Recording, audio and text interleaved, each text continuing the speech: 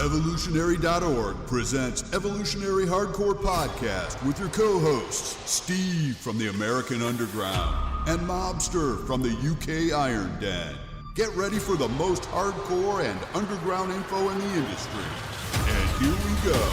10, 9, 8, 7, 6. Good morning, everyone. Evolutionary.org hardcore podcast coming your way. Number 112. This time we're going to do Bolo Yeung. I'm here, Stevesmi and Mobster joining me. What's up, buddy? All the way from sunny, looks out the window, sees the rain, wows. Yay! Yeah, we're almost to that season where it gets dreary over there in your neck of the woods. I'm desperately holding off putting the heat on any day now. Yes, sir. All right, guys. So this is going to be a fun one. This is kind of a follow-up to the Bruce Lee one we did. We're going to talk a little about Bolo Yeung, talk about his relationship with Bruce Lee, talk about his history. He actually did a lot more movies than Bruce Lee. And you may not know much about this guy, but you would recognize him if you saw his picture. So he didn't become as popular as Bruce Lee, but he was very, very important throughout martial arts history when it comes to movie making. And he's still alive. So he is alive and well right now. He's in the 70s. Right now he's 74 years old as of this podcast. And so he's still going. So we're going to talk about his history. We're going to talk about, did he use steroids, what we think he used in terms of his performance enhancing drugs. We're going to talk about all that stuff. So who is he? His real name, Yang Zhe. Apologize if I'm mispronouncing that. And he is a Chinese, born in China, former competitive bodybuilder, martial artist, martial arts film actor. You may have seen him may recognize him from Enter the Dragon. He was the bad guy at the end. He came on, he fought the good guys, the character Roper in the movie Enter the Dragon. He was basically so much bigger than the other people in that scene. And he stood next to Bruce Lee before the final fight scene with Roper. Not the final scene, but the final scene that he was alive. Roper got the best of him. But he stood next to Bruce Lee, and he was a monster compared to Bruce Lee. So you guys can check that out. If you go in, you put in Bolo Yeung on YouTube, and then you can watch that video. We'll link it. You guys, those of us listening to us through Evo or iTunes, you'll have access to those links. So who is this guy? He began his martial arts training at 10 years old in China. He trained under several kung fu masters. He also was into bodybuilding, and he became Mr. Hong Kong bodybuilding champion. And you can see from his physique, he doesn't have that Bruce Lee physique. He's big and he's strong. Okay, he's got a lot of size to him. He's got a lot of mass. So completely different physique. So you could tell he's got that background in powerlifting and bodybuilding. He actually held the title for 10 years of Mr. Hong Kong. And he was chosen based on his physique to play the bad guys in movies. So you could see him in Enter the Dragon as the bad guy. You can see him in other movies as like the heroic ones, Angry Guest, many others in the late 60s, early 70s, and he played those bad guys in those particular movies. Bruce Lee met Yeung when they did a commercial for a cigarette company, and they filmed that commercial together. That's kind of funny that they did do a cigarette commercial together. That's hilarious.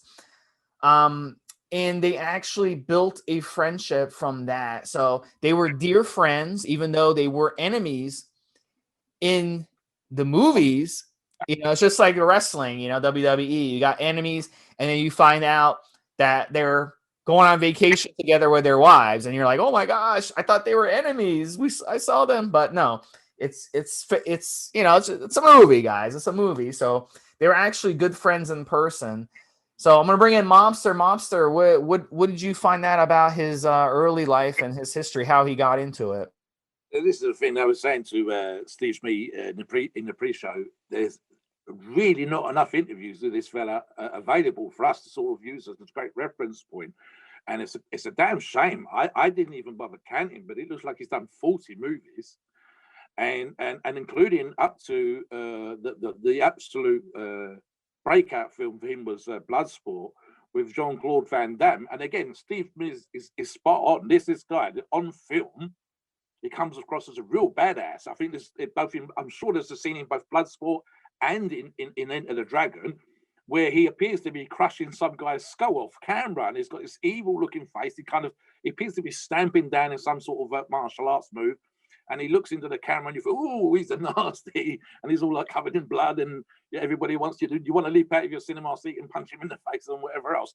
And yet, every photograph that's off screen, he's smiling, he's happy, he's got the arm around the other person's shoulder. He's posing for photographs and everything. So he was having a right old time. It's just a damn shame, all things considered, when you think the amount of movies he's done, and 2 or 3 really, really big movies, that he's not sat down, been interviewed outside of maybe the martial arts magazine. So yeah, there's some stuff. I think Steve Smith's quite correct. The a few quotes you can find reference Bruce Lee, and he actually says, and I'll read this from the computer screen while I'm sitting here talking to you guys. There will be never be another Bruce Lee. I am privileged to have the honor of calling him my friend. Now, as far as physique, etc., Steve's quite correct, to the point where his son has also competed. So there's genetics.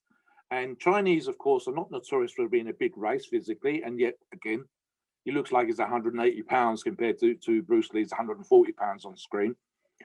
Obviously, physically, he's a big, bulky guy in that particular movie, in Enter the Dragon, but won bodybuilding competitions. His son has competed in bodybuilding competitions. So there's genetics, pure and simple, 100%. I think, as Steve said, I would have loved to have talked about this guy for an hour. And in terms of everything he's done, we ought to be able to do that. But outside of the martial arts magazines, no one's taken an interest. And it's kind of a shame, because 40 plus movies, 2 or 3 huge movies, physically quite capable, winning. I think he won some gold medals in martial arts competitions, which is kind of standard for the martial arts movies anyway. So you can carry on competing, or you can be in the movies. So obviously he makes that consideration and goes over there. He's worked with the same people that Bruce did with the Shaw Brothers. So all the movies that preceded Enter the Dragon that Bruce Lee did, we're working with the same thing, similar contracts, etc., but makes the decision to come away from competition and the gold medals and the trophies and add in another notch to his belt, so to speak, and get into the movies. And then again, you think that the impact martial arts movies, especially in the 70s, and to some degree with Bloodsport, etc., mid-80s, late 80s, is enormous. Hundreds and hundreds of millions of people out there watching this guy doing his thing, kicking ass. And honestly, seriously, if you were in the cinema at the time, I can remember a couple of these scenes from these movies when you think it's one of those guys, you want to fight him, you want to bash him up because the hero's just got it, or the guy that the hero's got to sort of revenge. And Bolo played that character extremely well on screen, but off screen, friendly, happy. I've seen video clips of him shaking hands with fans when they've come along for autograph signings and the rest of it. Yeah, so definitely not the same off screen as he was on screen. But yeah, I mean, we're talking about hundreds of millions of people watching these movies. Martial arts stuff, especially the 70s and 80s, was incredibly popular. What do you think, Steve? I view Bolo as like a bridge from Bruce Lee on, because Bruce Lee is the one who got him famous, because he was the one who casted him. Bruce Lee casted him in Enter the Dragon, and he changed his name to Bolo because of that role. That role got him so famous that he was a really bad guy. He was evil bad guy. He was, like Mobster was saying, he's crushing people just by picking them up and just squeezing them in the movie. And he was huge compared to everyone else in that scene. He was like a beast. So his look, is that big, strong look. And as a martial artist, his advantage on other people was his size, being able to outpower them. But on the flip side, can he have that endurance to be a good martial artist? And he was one of the few people who could be that size and still be blessed enough to have that strong endurance to be able to compensate for doing going up against someone who's a lot leaner than him, who's a lot more has a lot more ability to have a good endurance. So you have to have both. So as a martial artist, you can't be that big and be successful unless you've also got that ability to have the endurance at the same time. And that was his gift. That was one of the things that he was able to accomplish. And a lot of that has to do with his history, his base that he built as a bodybuilder, as a power lifter at a younger age. And this is why I tell a lot of guys,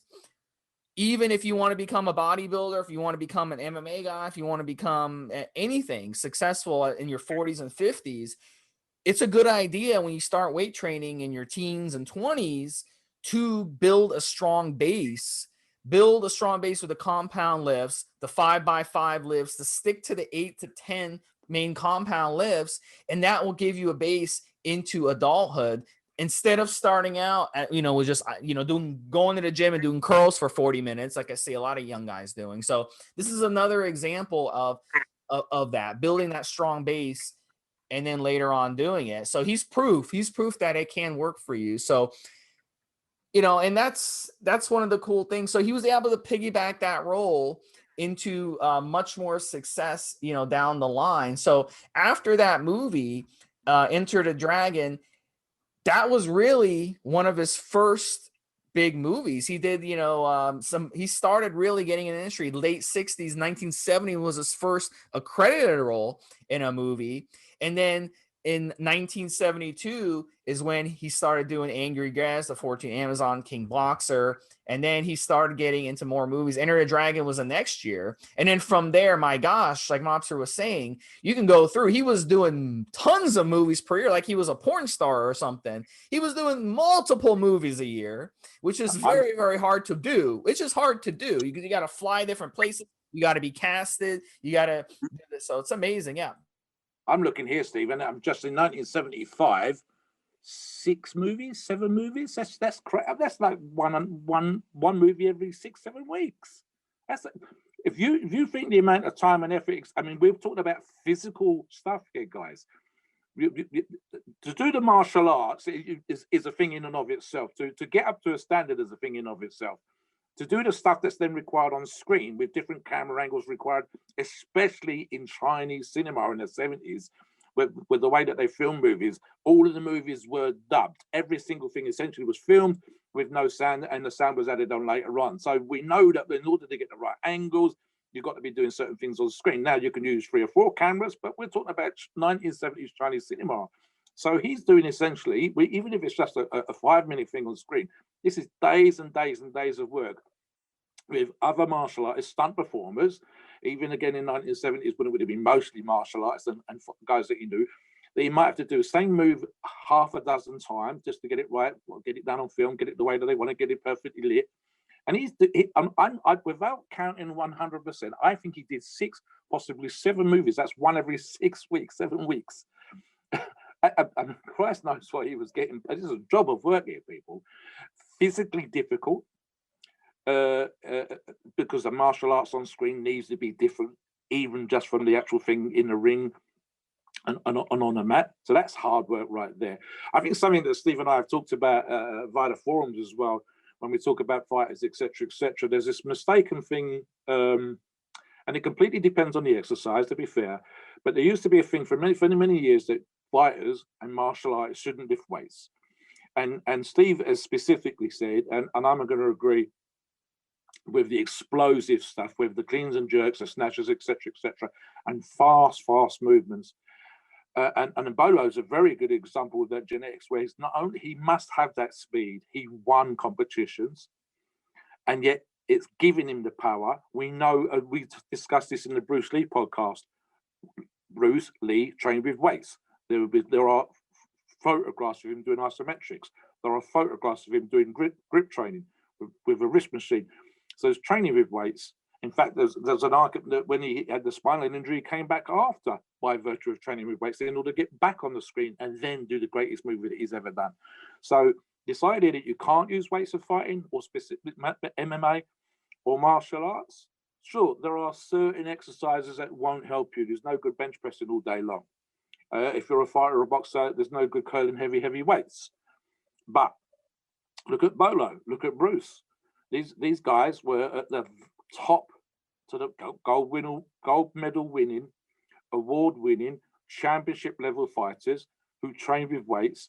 And then, and this is the thing, guys, believe you me, if you end up doing 40-something movies, you're definitely doing something right physically. You're definitely doing something right to be on screen. You know, 6 or 7 movies in 1975 alone. I'm just looking at the screen here, and there are dozens. There were 4 in 1971, another 4, 5, 6 in 1972.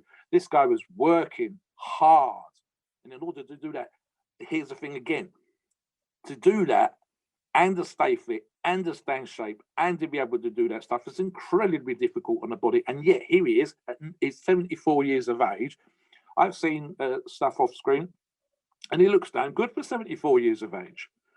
So that's training, that's nutrition, that's a lifelong dedication to health and fitness.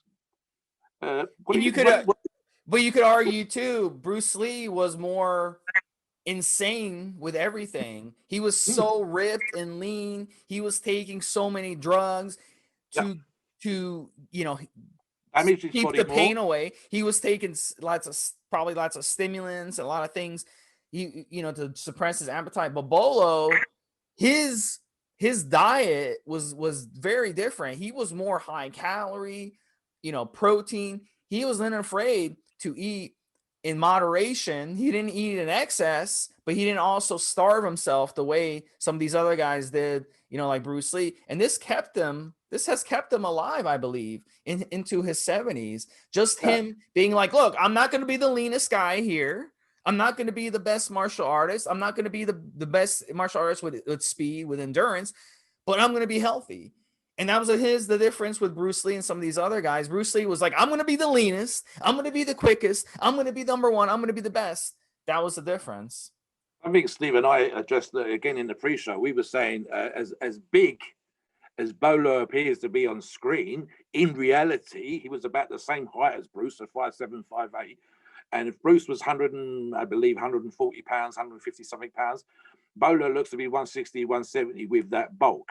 But here's the thing, and this is what we were saying pre-show, that's not that big, not compared to today's kind of stuff. And something that I think we addressed in a previous podcast, and I'll address it now, there are 150, 160, 170 pounds at his height is a good height for the muscle mass, etc., that he's carrying. 200 plus pounds at his height would be a struggle, and it becomes a stressor on the body. I'm 6'3", and I'm well over 300 pounds at the moment. Trust me, people, I'm not going to stay this big this long. Won't be 74 years of age and well over 300 pounds, not unless they're wheeling me around in the chair and there's a one wheel propping up my belly. It's not going to happen. So Bolo at 74, you could argue genetics and you could argue the training that we've already said. But here's the thing. It's not gigantic. It was big for the time. Steve and I, we've seen the same movies. We know what this guy looks like. And there wasn't many people out there that looked like Bolo. But where are they now? Where you know, Bruce passed away when the movie came out. Bolo, 74 years of age. He's still got some dark hair on his head. There's some grey there for sure. But he doesn't look an old man. So that the physical stress I carry into, again, this is average height, 200, 220 pounds, or Bolo, 200 pounds, and I don't think he even looks that 200 pounds. The screen adds that weight. He looks a monster on screen. He looks the camera angles are low. You're looking up. He's all thick traps and massive pecs, but he's not really that big. Not big 90s big, not 2000s big, and it's definitely not 220 big. We're not talking 160, 170 kilo Instagram monsters here, or 350 pound Instagram monsters here. We're talking. I what do you think, Steve? 170? If Bruce was 140, I'm going to say Bolo looks about 170. It's all in the chest. It's thick. It's definitely not lean, but you can see some shape there. But it's average height. It's 5'7", 5'6", 5'7", 5'8". I have this is very similar height. I'm a little maybe an inch shorter. If that's his real height, I'm about 5'6", and I can tell you with me, the highest I got was almost to 200, and that was maybe 5-6 years ago. That was at my peak, and yeah, I was a big guy. So I think he was probably like, yeah, it could be 170 to 180 area, maybe up to 185, if he was trying to get bigger. But today, like if he was to go on a bodybuilding stage with that physique, they'd laugh at him. If he was to post the picture on the forum, people would not on our forum. We don't disrespect people, but on any other bodybuilding forum out there, they'd laugh at him. They say, "Oh, you're fat. You're fat. You shouldn't be using steroids." That's what they would say. So I mean, his physique compared that then to today completely different. But if you put him up against other guys who are 120, 130 pounds, like in these movies, he looks like a monster, So you're put him today up against someone like The Rock, Dwayne Johnson, and he would look minuscule, He would look like nothing. So it's definitely, it's interesting. Yeah. I find it fascinating, and this is probably just from the cinematographical point of view. He was up the two biggest movies that he's ever done. Both the heroes are ripped. Jean-Claude Van Damme was never quite as ripped as Bruce Lee, but when you see them on screen, Jean-Claude comes across leaner. And again, Jean-Claude's not a big guy. I mean, it's fascinating for me. I've been around in my time some seriously big guys. I mean, so I walk around.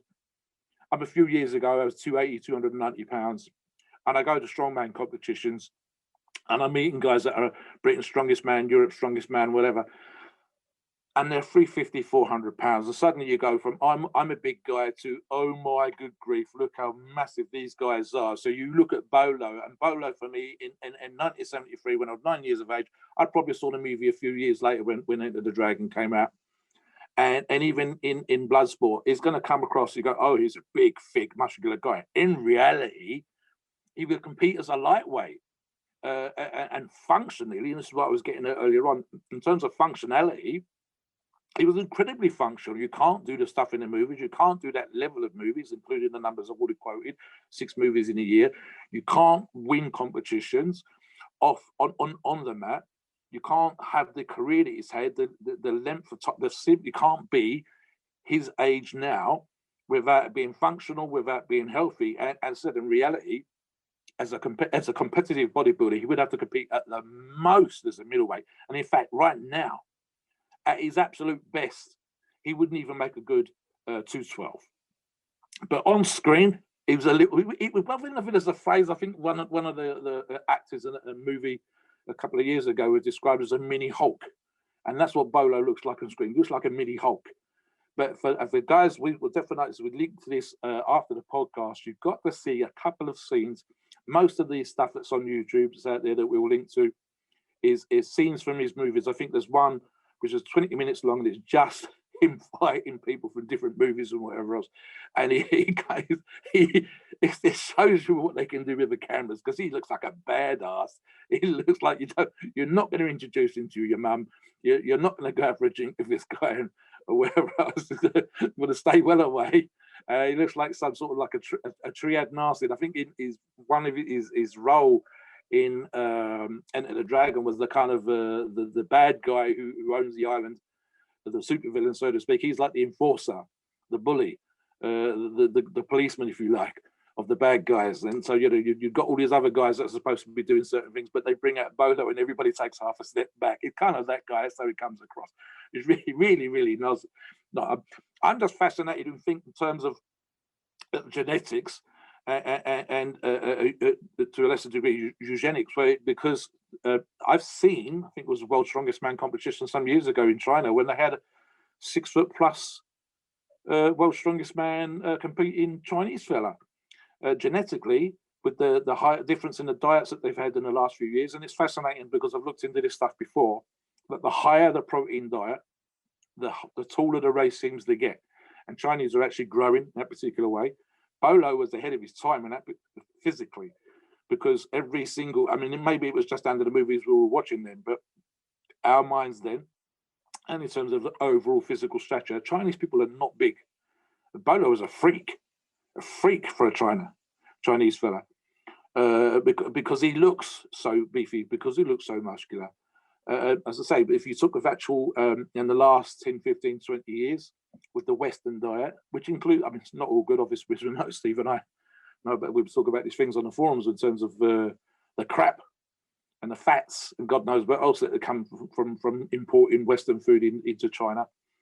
But the protein does include growth. And so the Chinese as a race are definitely starting to grow. And you will see young Chinese men now 5'10", 5'11", 6 foot, when the race as a whole used to be 5'4", 5'6" all the time. In fact, Bolo was probably right about that spot in terms of his overall height.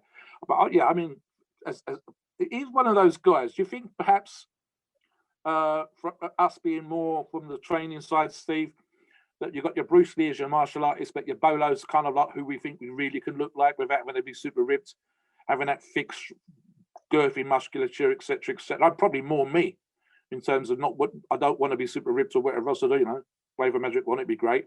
But he looked powerful. He looked like he could kick your ass. Bruce Lee only looked like he could kick your ass when he took his jacket off. when that shirt got shredded in some fight scene. Was Bolo looked like he's going to kick your ass anyway, shirt on, shirt off, whatever. Bad guy, but that thick, strong, muscular look. What do you reckon? Yeah, I mean, if you look at his pictures, from his 60s, there's some pictures of him shirtless working out. He looks fantastic, man. You wouldn't even guess he's in his 60s. He looks amazing.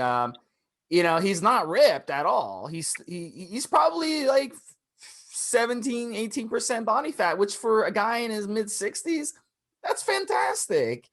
That's fantastic. And he's muscular. You could tell his traps are big, his shoulders are big, his chest is big, his arms are big. So he's got the size to him for sure.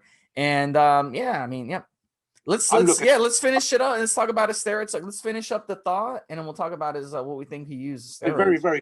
There's a photograph online from 10 years ago where he's doing some sort of martial arts gala, and he still looks and pretty like he could do some serious damage on the mat and whatever else. So, looking after yourself, guys. It's a long game, not a short game. Training, martial arts is a great way of staying fit. Just don't let them hit you, and you're golden. Yeah, let's go on to steroids, as you say, Steve, and address that. And then again, with something for martial arts and MMA, which we talked about before, what the guys of today can do. Well, speculate, guys. We like to have fun. We like to speculate on what he would have done based on that era, based on his physique and everything. So, we think he was on D-Bol, a few D-Bols a day, maybe up to 50 milligrams a day of D-Bol for a couple weeks. Anadrol was one I thought of when the producers first sent me this about Bolo Yeung. The first thing I thought of was probably Anadrol, because Anadrol is one of those that make you, even though it doesn't aromatize into estrogen, it still binds to estrogen receptors. So it gives you that size, it gives you that strength, it gives you that big, bulky look. That's the first thing I thought with him. Anadrol, wouldn't that make sense?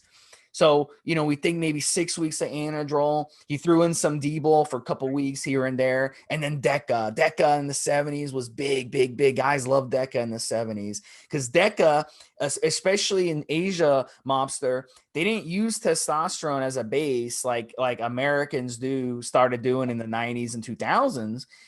In Asia, that's unheard of to use testosterone.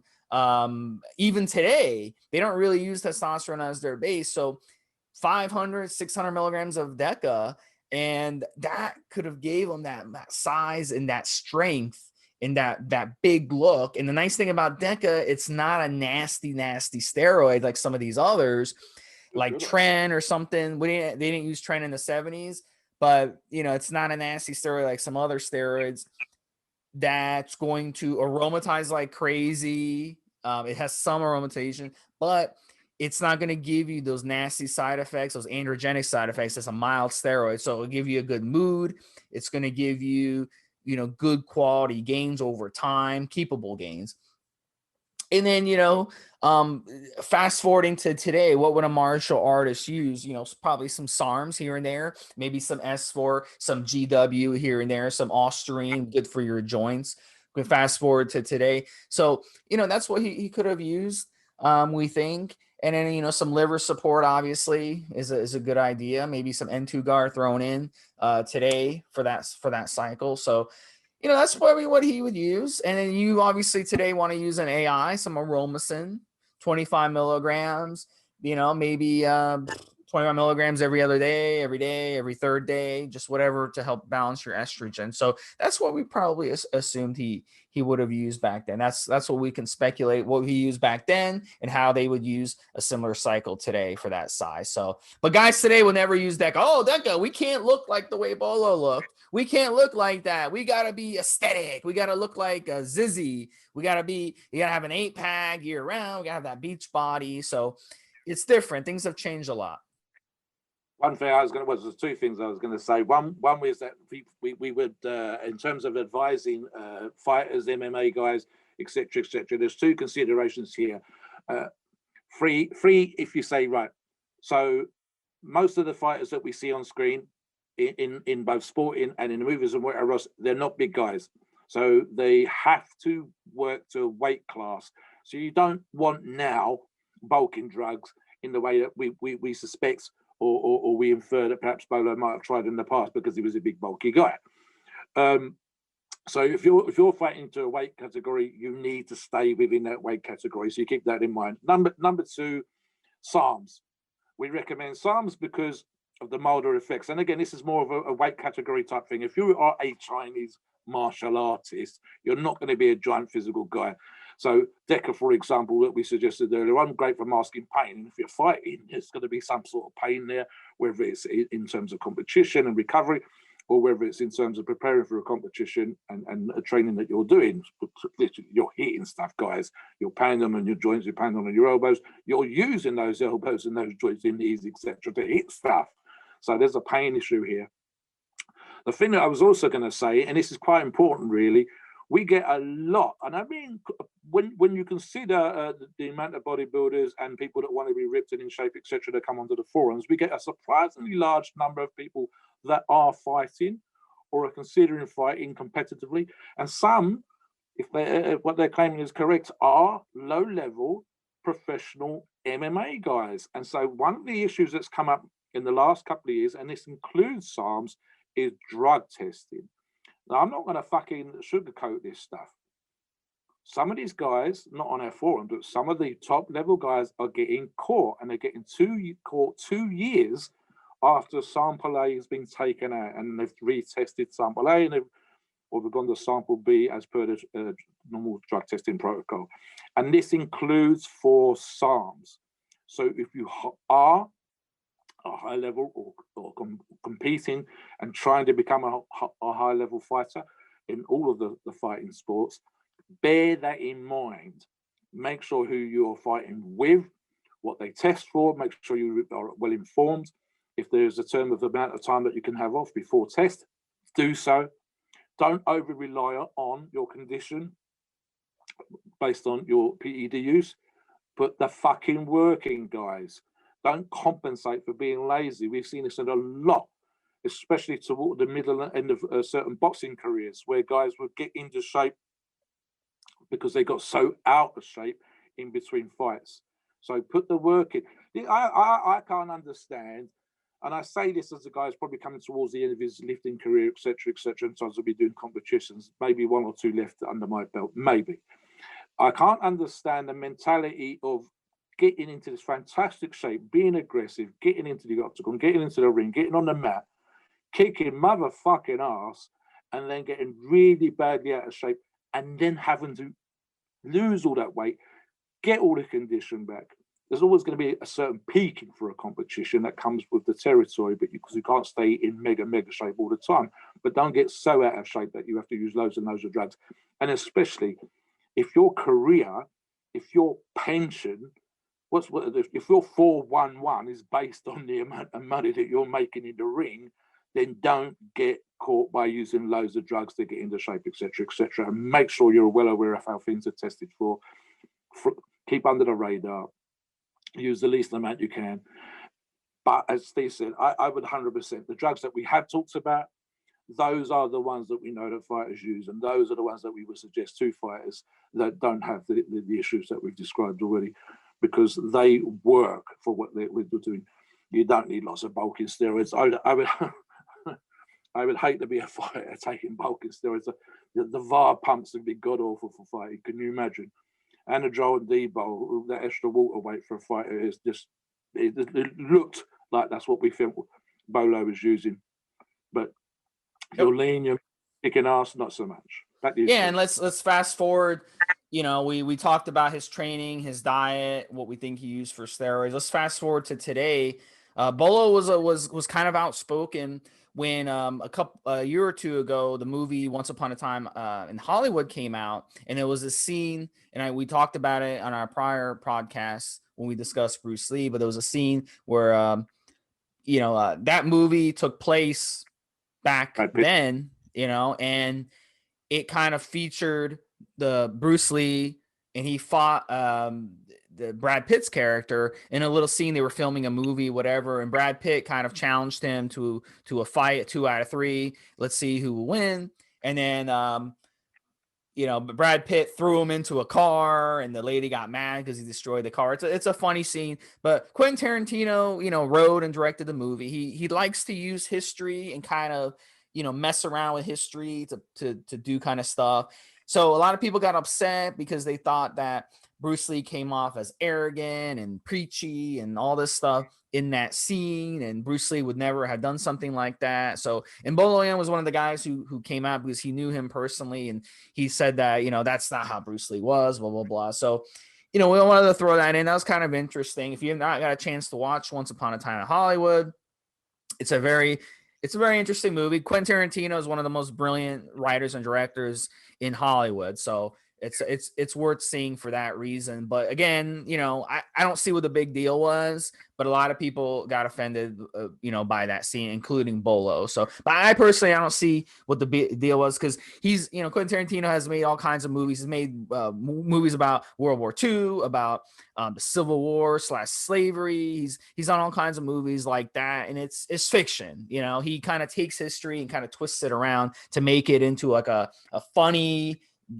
dramatic type of movie. So, so I don't think it was a big deal personally. So, but Mobster, let's kind of finish out. Let's talk about martial arts today. We have about five minutes left. So I kind of think, martial arts is an outsider. Okay. As an outsider who's viewed martial arts, I look at it 3 different ways. You have martial arts that's spiritual, like the Karate Kid, Mr. Miyagi type. It's spiritual. It's something you only do for defense. It's something you would never do to win a medal or make money off of. It's spiritual. It's something you do to relieve stress, to balance your mind, etc. There's a second type of of martial arts, which is movies. You do the movies, you do martial arts. It's fake. Are they really fighting? Some of the stunt people do the stunts for you. Like in Bruce Lee's case, he was actually doing the fighting. He was actually making a little bit of contact. He wasn't purposely trying to make contact, but he would get injured in the process. That's that type of martial arts. And the third martial arts is what we see dominated today, which is disgusting to me, in that it is you're putting 2 guys in a cage and paying them tons of money. These guys make millions of dollars doing martial arts in a cage and on pay-per-view or on, whatever. And to me, it's disgusting to me. It's nothing to do with spirituality. It's nothing to do with the true sport. And I'll let you in, Mobster, in a second, but it's disgusting. And it's not inclusive to someone like me. Someone like me, if I was, if Karate Kid came out when I was like a teenager or in my 20s, it came out when I was really young. I was still, Karate Kid came out, I was like 5 or 6 years old. But if Karate Kid would have came out when I was a teenager, I would have gotten into more martial arts for the spiritual value, the Mr. Miyagi value. Mr. Miyagi was against doing karate unless it was for defense only. He would always say it's for defense only. It's spiritual. So that's what it was for. It wasn't for winning a medal. It wasn't for going in a cage and making millions of dollars. So martial arts is disgusting to me. It's not inclusive. You got someone, a clown like Dana White running the UFC. He's a clown. He's not inclusive. He's got his own little, he's a multi-millionaire living in a 20 bedroom mansion. You know, he's a tool. He's a tool. He's a douchebag. So it's not inclusive to me. So if we can get back martial arts the way it used to be, I would love to do martial arts, man. I would love to actually do martial arts because it's not about getting in a cage and beating the crap out of someone and getting a paycheck afterwards. That's not what martial arts is all about. That's all I'll say on it. Mobster, what do you have to say? You can finish up. I was going to say a couple of things. I did a very, very brief stint of Taekwondo way back in the day. In my early 20s, but unfortunately I was doing a million other things all at the same time and doing the typical stuff that you do when you're in your 20s, you know, burning the candle at both ends and running ragged, etc., and it was all a little bit too much with the jogging and the training and the physical work that I was doing, so I knocked it on the head. However, all martial arts like to play on the idea of spirituality and mystique, etc., and to be perfectly honest, I think now that we're in 2020 we could turn around and say that's probably 99% bullshit. What we do see from all the fighting arts, whether they're martial arts, whether it's boxing, in the octagon or whatever else, is and we can argue the same thing with weights because it's exercise, etc. But let's just the fighting part specifically, is a sense of discipline. There's two things that kind of or two groups of people who kind of go into fighting. One is the guy that needs to defend himself. He's sick and tired of getting beaten up. If he goes out and he has a fight, he's always losing. And he's the guy, he ends up going down to the boxing club or wherever and learning how to fight. The other guy, funny enough, is, and I've got quite a few buddies like this. It's interesting for me, not necessarily the biggest guys, but aggressive as fuck, especially when they were younger, drinking, doing drugs, and getting into a lot of fights, and an incredible amount of times being stopped if they were very lucky by the local police officer, cut around a hero, but sometimes arrested, sometimes charged, sometimes on a rare occasion found guilty, jail time, punishment, whatever else. And perversely, these guys end up benefiting the most from the discipline because you have to fight in a specific way. You can only fight when you've got gloves on. You can only fight with 3 minutes with a bell, with a referee. You can only fight if it's down a dojo, when you've learned the car, when you've done all these other things. And I can think of fact, the guy that's done some building work here ended up being one of the more, I think there was a group of 5 guys. The other 4 became British national and international champions, and he was the one that should have maybe gone forward, but he was probably the most aggressive. He was the one that was out there fighting and getting into stuff that he shouldn't have been doing, and very nearly went to jail. And boxing was a great saving grace. You have to take over, Steve. 2 seconds, fella. Sorry. Yeah. So let me just say, guys, at the end of the day, with me, a few years ago, I actually had some nerve damage going on in my arms. My pinky was numb. My ring finger was numbing up. So my elbow, I had some nerve and issues. There was some blocking in my forearms. That's from years of weight training, guys. And for me, you know what I found online? I found Tai Chi, and I never done Tai Chi before. Never heard of it. So I actually, when I go work out, after I was done with my workout, Mobster, I'd actually do 5-10 minutes of Tai Chi. Using some 2, 3, 5 pound weights is kind of giving me a little bit of doing some plate techniques, you know, moving my arms around, getting that mobility back into my elbows and my shoulders. And that's what Tai Chi helped me with. And I credit Tai Chi for helping reverse that nerve issue. So there is some great benefits to martial arts. So it's not just about, like I said, just pounding someone in a cage and walking away from the paycheck. There's benefits to everybody doing martial arts. Very quickly, and I know there's something specific to Steve because he's a bit of an expert on this. I was actually going to say one of the incredible benefits in preparing to fight with the martial arts is the stretching and flexibility. And Steve, you're a huge proponent of yoga. Now, that's not a martial art, but the movements, the flexibility, the ability to warming up, getting into certain positions that we see the martial artists doing. Yoga, there's the carryover there. There's lots of similarities, and of course, that spirituality at the higher levels. You're a huge proponent of the hot yoga. Tell our listeners a little tiny bit about that before we go. Yeah, so when you weight train, guys, you compress everything in your body. Everything gets compressed, everything gets squeezed together. And when you do hot yoga, it decompresses everything. It also adds fluid to your joints. When you weight train, you're reducing fluid in your joints, you're reducing mobility. So if you're not, over time, you're building muscle, right? Those muscles are growing, you're reducing mobility, you're reducing flexibility. So a really common injury with weightlifters is rotator cuff issues. That's because our shoulders get worked out when we do our upper bodies. Also, our hips take a beating, and in our other joints, our elbows, our knees, of course. So the hot yoga decompresses. So in martial arts, obviously, if you're not flexible in martial arts, you're done. You're done. You're not even going to be able to, any professional sport too, if you're not flexible. Like if you see NFL players, these guys can do splits. Kai Green, who's a bodybuilder, he can do splits. I mean, these guys are amazingly flexible. They've been stretching their whole lives since they were little kids. So if you haven't been stretching, you didn't grow up playing sports where you would stretch in sports and stuff, you really have to improve your flexibility. My flexibility has been poor my whole life. I didn't really start stretching until I got older. I started doing yoga when I was like 20, 21, but I didn't really do it enough. But now, as I've gotten older, I've had to basically play catch up. So you guys in your 20s and late teens who are listening to this, please start stretching from a young age and keep stretching and keep mobility exercises going through your weightlifting, or, everything will be screwed. And if you want to get into martial arts, you must be flexible, because if you're not flexible in martial arts, you don't stand a chance. It's going to be impossible.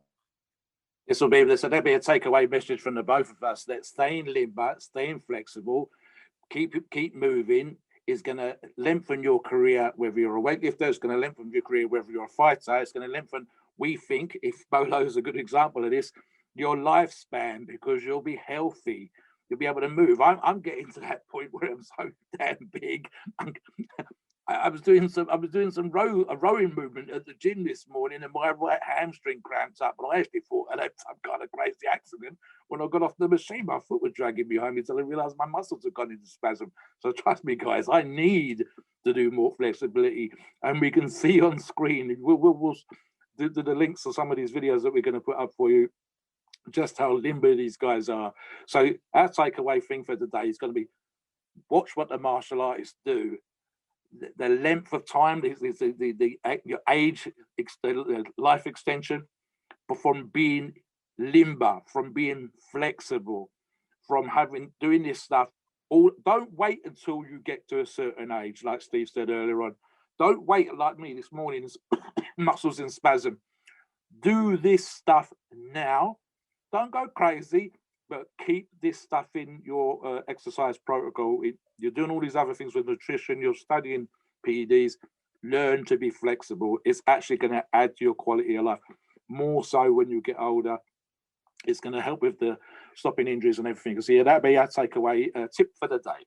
Well, the advantage of going to a yoga class versus just stretching like after a workout, the yoga class, you're having someone teaching you. You're paying a fee, and they're helping you. They're helping teach you how to do it properly. And you're in a class setting. There's peer pressure for you to do it, and there's motivation to go do it. But if you just stretch after your weight training for 10 minutes, 15 minutes, you're not going to get as much of a stretch versus just going. And in hot yoga specifically, you're in a hot room. So a lot of martial artists do stretching and they do martial arts in a hot room, obviously, for a reason, because the heat helps loosen your muscles so you can overstretch in that room versus in a room temperature or, in a cold room. So very, very important, especially even in the colder climates, to find a place that does hot yoga versus regular yoga. All right, guys. So this was number 112. This was a great podcast, guys. If you haven't listened to the Bruce Lee episode, check that one out. This was 112 Bolo Yeung for Stevesmi and Mobster. We will talk to you guys next week with another celebrity, and keep the suggestions coming, guys. We'd love to hear from you guys. All right, guys. Take care. Take care, Mobster.